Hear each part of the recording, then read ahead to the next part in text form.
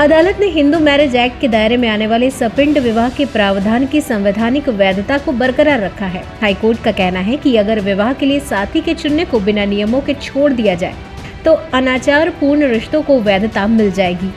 अदालत में Hindu marriage act की धारा 5V को चुनौती देने वाली एक याचिका दायर की गई थी। हिंदू एक्ट की इस धारा में कहा गया है कि किन्हीं दो हिंदू व्यक्तियों के बीच विवाह को वैध माना जाए क्योंकि वो एक दूसरे के सपिंड नहीं है। सपिंड शब्द पिंड शब्द से आया है। पिंड मतलब वो गोल आकार के चावल जो श्राद्ध में पितरों को अर्पित किए जाते हैं। आइए जानते हैं हिंदू धर्म में सपिंड विवाह किसे कहते हैं और क्यों है ये अमान्य।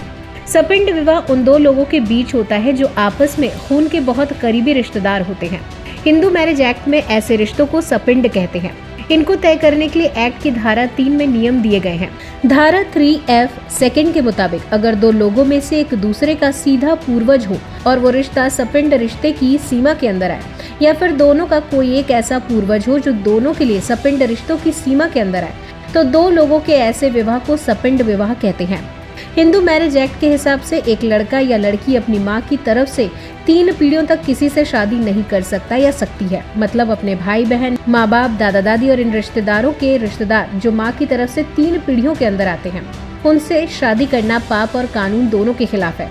पैतृक पक्ष की तरफ से ये पाबंदी 5 पीढ़ियों तक लागू होती है। यानी आप अपने दादा, परदादा आदि जैसे दूर के पूर्वजों के रिश्तेदारों से भी शादी नहीं कर सकते या कर सकती हैं। ये सब इसलिए क्योंकि बहुत करीबी रिश्तेदारों के बीच शादी से शारीरिक और मानसिक समस्याएं पैदा होती हैं। हालांकि कुछ खास समुदायों में अपने मामा, मौसी या चाचा चाची से शादी करने का रिवाज होता है। ऐसे में एक्ट के तहत उस शादी को मान्यता दी जा सकती है। अगर आप ऐसे किसी रिश्तेदार से शादी करते हैं जिनके साथ आपके पूर्वज 5 पीढ़ी पहले तक एक ही थे, तो ये शादी हिंदू मैरिज एक्ट के तहत नहीं मानी जाएगी।